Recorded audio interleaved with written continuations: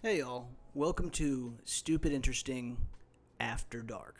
My 1-year-old's asleep, and I was thinking last couple videos have been pretty heavy, right? Doomsday cults, colonial violence on a scale unseen until the Holocaust. We should do something a little more fun. So we're going to indulge in one of my favorite activities, going through an iceberg. And today we're going to do the weird and unknown history iceberg, this one right here. Now, I will say, not the greatest one I've ever seen. I like a lot of the stuff on here because, one, it gave me some new ideas for new videos that I'm going to be doing later. And two, it covers like a broad spectrum of interesting topics that I think can take us down some interesting rabbit holes. But if there's some stuff that you'd like to see elaborated on, or you have a better iceberg, I do have some other ones in the can that I'm going to do later. Feel free to put them in the comment section. I just think this is a fun activity. So, without further ado, let's get into the weird and unknown history iceberg. Feel free to follow along with the link in the description. So, for those who do not know what an iceberg is, and I'm sure I'm talking to my mother and 6 other people on YouTube in total. An iceberg chart is one of these. It basically has a whole list of topics divided into layers, starting with like the most known, commonly understood topics at the top, the part of the iceberg sticking out of the ocean, and descending down to lesser and lesser known things until you get to the depths of rarely understood, rarely seen, very uncommon stuff. Now again, this one is kind of weighted towards kind of certain topics. This is very World War II, Nazi Germany heavy. But there's some cool stuff in here. A lot of interesting topics. So without any more delay, we'll dive right into this and we'll see where it takes us. So starting in the first layer, we have Italy switching sides. Now, as an Italian, it kind of offended me a little bit. Julius, I know you're a little offended. But this is a common joke and common pop culture reference that is not without roots in fact. In World War II and World War I, the Italians perfected the art of switching up on their homeboys, okay? Specifically, the Germans, both times, counted the Italians as being their allies, only to have them switch up and join the Allies against them at the 11th hour. In World War I, it kind of happened on the eve of war. They were kind of allied with the Central Powers. They were ready to rock with like Germany and Austria-Hungary and the Ottoman Empire, only to switch up and go with the other team at the last minute. Kudos to the Italians for picking the winning team. In World War II is a little more interesting. So World War II, prior to that conflict, Italy went full fascism. In fact, they were kind of the OG European fascists, led by Benito Mussolini, a.k.a. El Duce, this dude right here.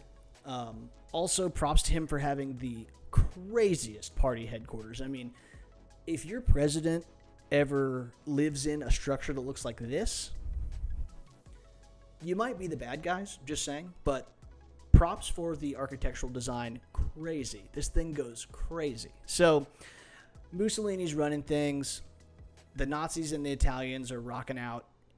In 1943, the Allies, meaning the British, the Americans, the French, what's left of them, invade Sicily. They've taken out Erwin Rommel in northern Africa, and they invade Sicily. And at this point, the Italians, they read the writing on the wall. They're like, look, the Allies have turned the tide in the war. We're probably going to lose this thing, and it's going to just pummel all of Italy into the ground if we keep fighting this thing. So they decide, time to switch up. The King of Italy has Mussolini arrested. It starts a minor civil war, and the King of Italy declares war on the Axis powers, Germany and Japan, and declares himself a member of the Allied powers. Now, the Nazis, having learned the lesson in World War I, they had already occupied half of Italy, and they were like, yeah, cool story, bro, we're not leaving. And they fight tooth and nail to keep the Italian peninsula. It leads to some of the craziest fighting in World War II, but it did gain the Italians an eternal reputation for being the biggest switch-up artists in the history of modern military history. So that is Italy switching sides. Nazi rewriting history could be a reference to a lot of things, and I think something you'll find on a lot of Iceberg charts is they'll have these kind of like very general nebulous topics that aren't disinteresting. They're just not that fascinating and kind of shallow. This is one of those for me. This could refer to a couple things. When Hitler took power, the Nazi Party put a lot of effort into rewriting Germanic history to be way more about like the Aryan master race and like the ancient German race of Übermensch taking over the world. It kind of stops there. It's all based in like bullshit pseudo-history and pseudoscience and steeped in racism. It's interesting as far as like, look how weird these guys are and how wacko half the leadership of the Nazi Party is. But there's not a ton of depth to it. I think the other piece of it that I find a little more fascinating is as the Nazis invaded parts of Europe, and particularly Western Europe, France, Belgium, they had special orders from Hitler to destroy monuments from World War I that commemorated the French and Allied victory. And the reason for this was Hitler was trying to rehab the Germanic image as victors in this conflict instead of their reputation as they lost the First World War, right? They got their ass kicked. So Hitler wants all that erased so that in the long memory of history, the Germans will be remembered as winners instead of the two-time losers that they are known as now. Sorry, Germans. I mean, you've made up for it in many ways, but at the time, Hitler was wildin'. I think we all know the story there. The Soviet-Afghan War could kind of be compared to Vietnam for the Americans. That is definitely the same vibe that it had for the Soviet Union. It's this long, protracted, non-traditional, asymmetric warfare conflict that stretched for almost a decade and really grinded the Soviet military machine, bled them in this horrible, inhospitable environment, had a lot of parallels to Vietnam. And just like how North Vietnam was being supplied by Communist China, the Soviet Union, the Mujahideen, who were the rebels and guerrilla fighters in Afghanistan, were being supplied by the United States. The Soviet Union had had interactions with Afghan politics and Afghanistan as a whole going back to the 20s, but really kicked into high gear post-war when the Soviet Union begins to like spread its kind of communist tentacles all over the world. In the 70s, a Soviet-backed communist revolution takes over Afghanistan, topples the current government, and the Democratic Republic of Afghanistan is founded, which always the strangest nomenclature when naming countries. However, just like a lot of countries that have a communist revolution, they undertake this kind of rapid industrialization. They try to modernize very quickly. And in a country like Afghanistan, where conservative values, Islam means so much to kind of the basic foundations of how the society functions, it clashed really quickly. A ton of the country kind of immediately went into open rebellion, and people took to the mountains to fight a protracted guerrilla campaign against the Soviet-backed communist government. The Soviets sent tons of troops down, helicopters, overwhelming military force, and at first they were having some degree of success just by being totally brutal to anyone that had rebelled against the Soviet-backed government in Kabul. However, the United States already having a lot of action in the region. Their ally in Pakistan was right next door. They had a lot of reason to try to turn this into a total calamity for the Russians. It seemed like a good opportunity to get kind of payback for Vietnam. And if you've ever seen the movie Charlie Wilson's War, it's not totally historically accurate, but it is fun, and it does show you kind of the basic facts of the United States funneling money, weapons, and supplies to the Mujahideen through Pakistan to be able to combat the Soviets to a much larger degree than they would have been able to otherwise. They give them Stinger missiles. They're able to shoot down Soviet helicopters in the mountains, and it just makes the conflict a nightmare for Soviet troops. Even highly trained, specialized units like the Spetsnaz for the Soviets have trouble fighting in the mountains, just like the United States would several decades later. And in the United States, there's a very weird kind of alliance, at least spiritually and ideologically, between right-wing conservative born-again Christians and these very extremist fundamentalist Islamic fighters that are fighting the Soviets. They view it as like people fighting the godless communists for God. And obviously, they would come to view those people very differently eventually. But at the time, allies of convenience. The U.S. armed and trained many fighters in Afghanistan, including a young Osama bin Laden. Luckily, that would never come back to bite us ever. Great news.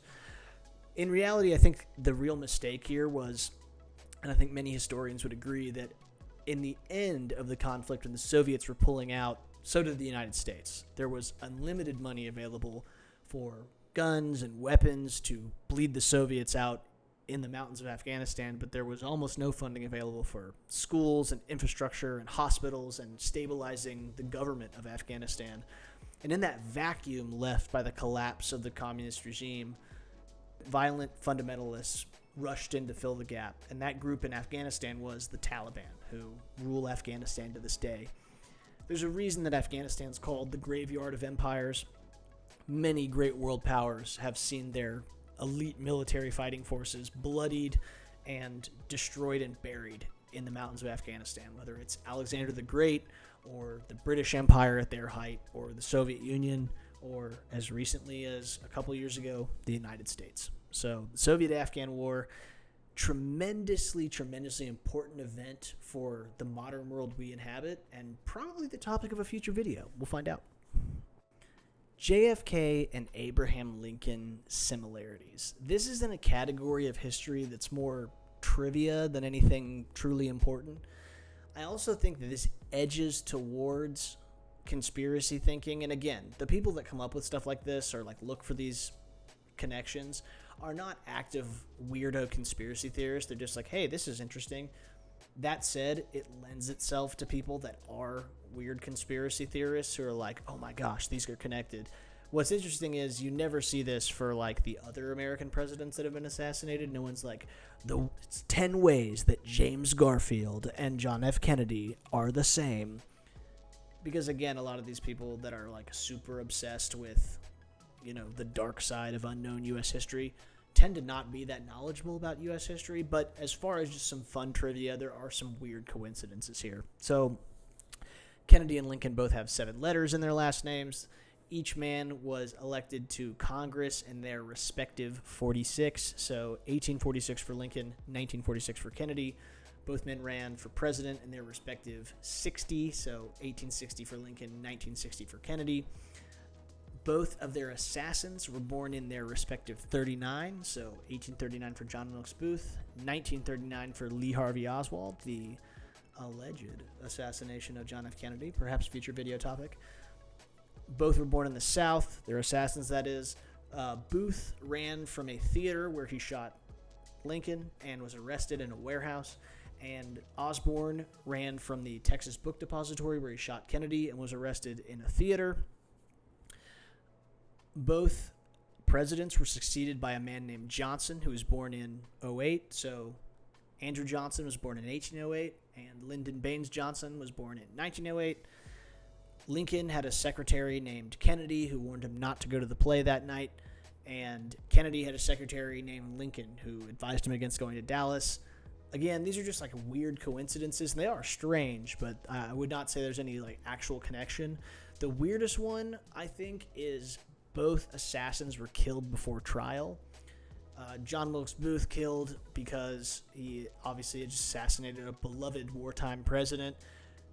The assassination of Lee Harvey Oswald by Jack Ruby will always be a source of very strange and very interesting conspiracy theories. I think if there's one topic that you could really make a case for there being a real conspiracy around, the Kennedy assassination is a good candidate. There's some very strange things about that, along with the assassination of Martin Luther King, which we can get into that at some point too.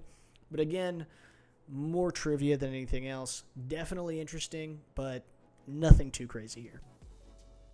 The search for the Holy Grail. This is another one that I probably wouldn't put on here. The search for the Holy Grail is not that historical, actually. The idea of the chalice that Christ used at the Last Supper being some kind of like important relic is really, I think, more a product of Arthurian legend with King Arthur and the Knights of the Round Table and things like that than any actual event in history.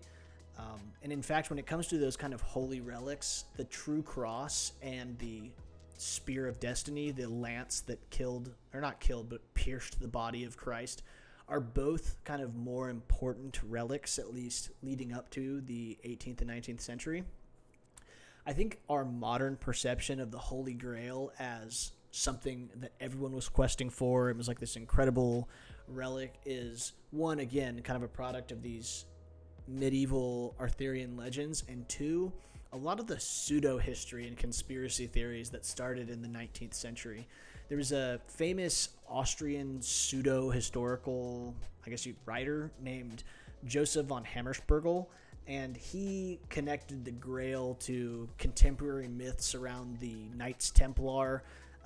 The idea that the Order of the Knights Templar was this secret society dedicated to mystical knowledge and relics, and that the Grail was not actually a cup, but it is kind of secret, forbidden knowledge that the Templars were both seeking and then guarding from being taken away, or sometimes they're guarding it from the church itself so that it won't be destroyed.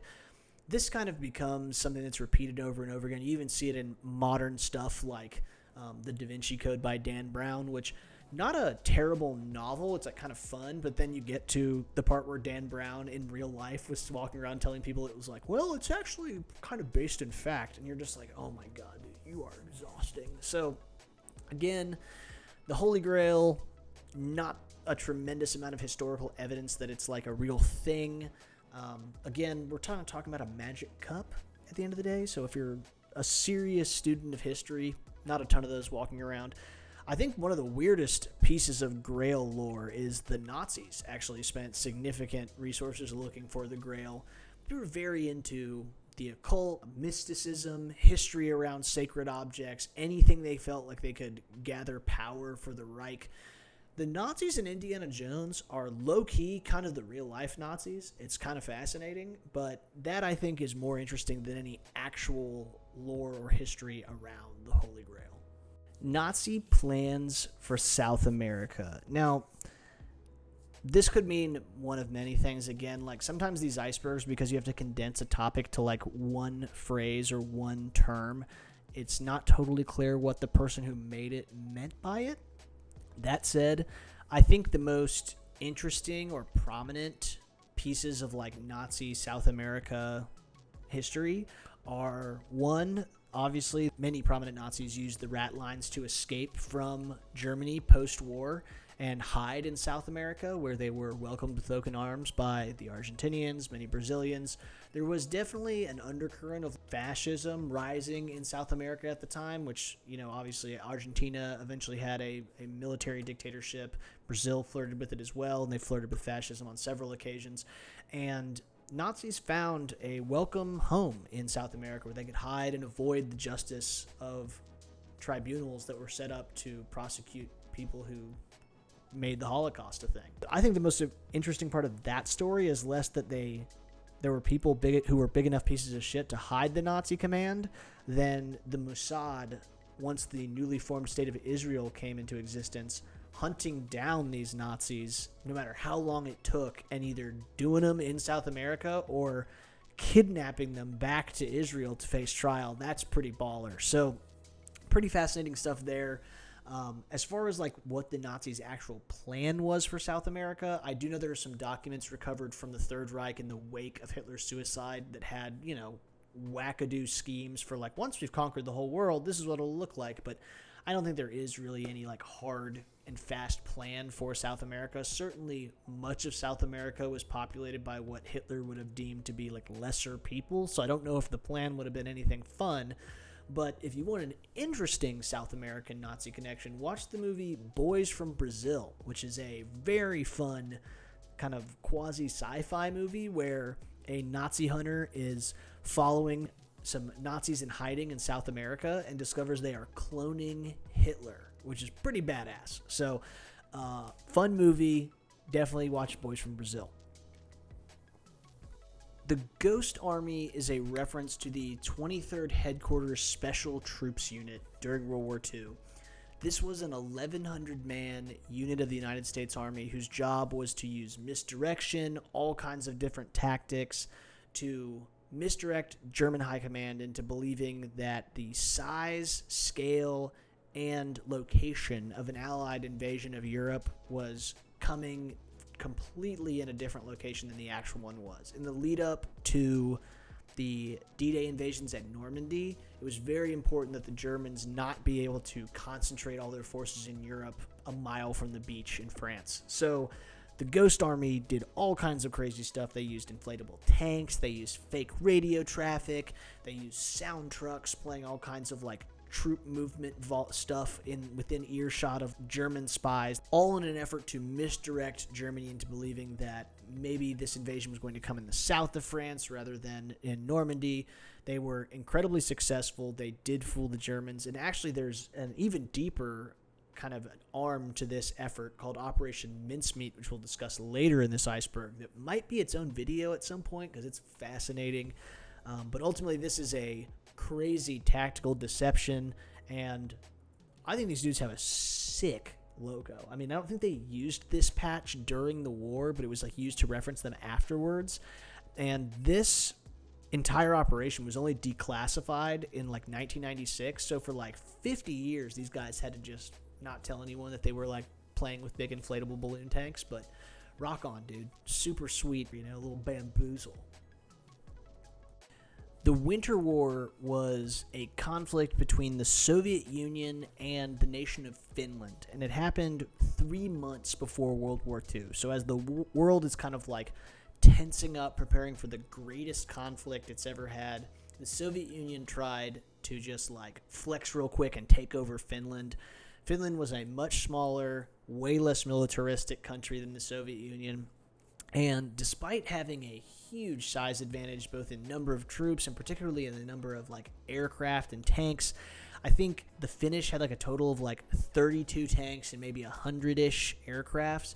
The Soviets had 6,500 tanks and 4,000 aircraft and nearly 3 times as many soldiers. I mean, they sent like 750,000 men at Finland. The Soviets took humiliating losses in this conflict. They ended up only getting like 9% of Finland's territory and had to retreat. The Finnish lost like 25,000 dead or wounded, which is not great, but the Soviets lost almost 170,000 dead and almost 200,000 wounded. This is the first event that really shows the Soviets that they are like not prepared to fight a modern conflict. They might have numbers, but they are not prepared from an officer corps perspective or in an equipment perspective. The T-34 tank that would do so much damage in World War II had not been produced in significant numbers yet, and their Air Force was just not used well, also because of the horrible weather in Finland during the winter. This would cause Stalin to basically gut their entire officer corps and send a huge amount of their experienced military command to the gulags, which made them a sitting duck when they were invaded by Hitler during Operation Barbarossa.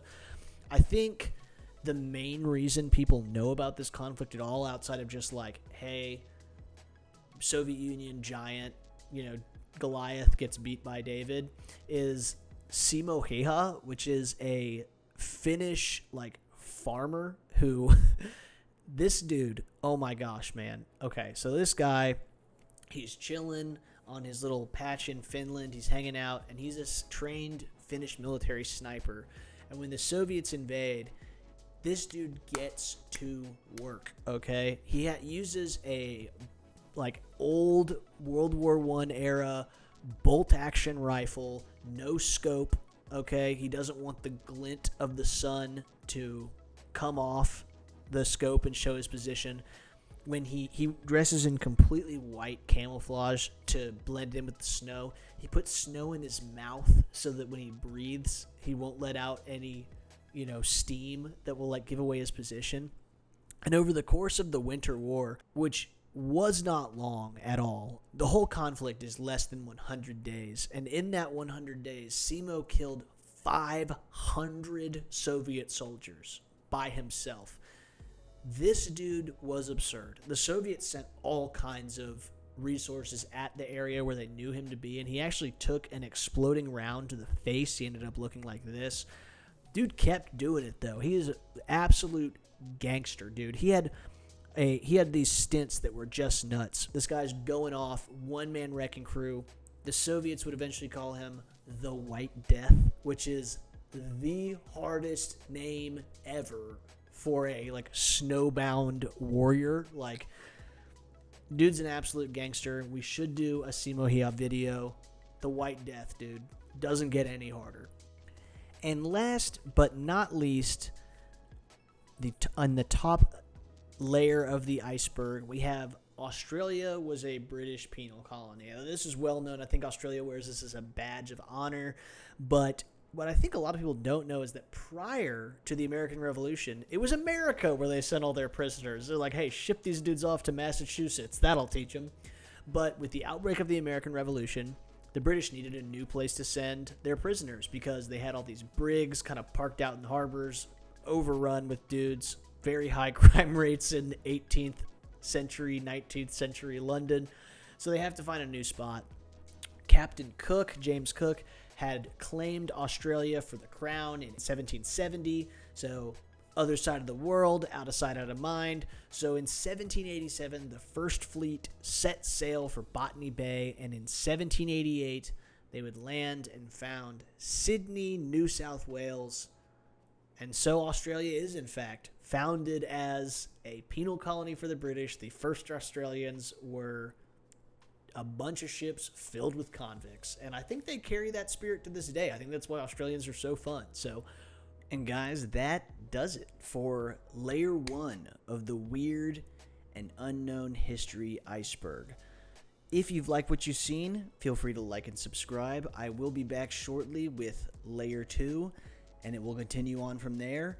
If you'd like any of the topics that we covered today to be covered in more detail, let me know in the comment section. I would be happy to make a video on any of these topics, except for maybe like the Lincoln-Kennedy similarities thing. I think we've kind of covered what needs to be covered there. But most of that stuff I could definitely make videos about. I'm already working on videos about a couple of those topics. And as we get deeper into the iceberg, there's even more interesting stuff to come. Thank you guys so much for watching, and be on the lookout for part 2 coming soon.